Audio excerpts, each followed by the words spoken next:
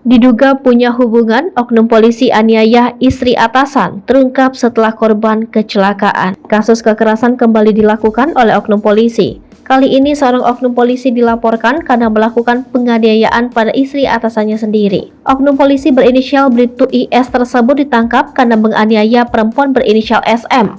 SM merupakan istri atasan Bribtu IS berpangkat Aibda. Keduanya bertugas di Mapolres yang sama. Bribtu IS dan Aibda tersebut bertugas di Polres Buru Selatan, Maluku. IS pun mengakui perbuatannya yang telah melakukan penganiayaan pada SM. Penganiayaan itu dipicu rasa cemburu. Bribtu IS dan SM diduga memiliki hubungan spesial.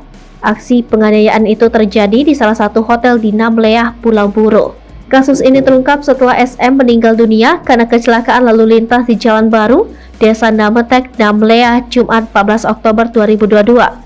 Kecelakaan itu terjadi lantaran kendaraan yang ditumpangi SM menabrak babi hutan. Namun pihak keluarga curiga korban sengaja dibunuh.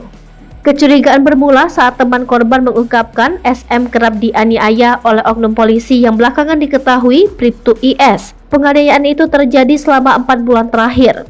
Kecurigaan keluarga makin kuat setelah melihat handphone korban.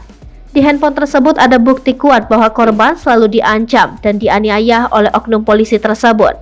Pihak keluarga kemudian melaporkan kejadian itu ke Polda Maluku pada 18 Oktober 2022. Bribtu IS kemudian ditangkap pada 27 Oktober 2022.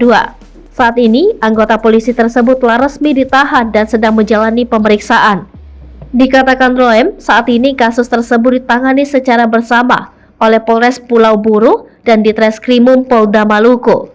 Roy menambahkan kasus tersebut telah mendapat perhatian langsung dari Kapolda Maluku Irjen Pol Lotaria Latif.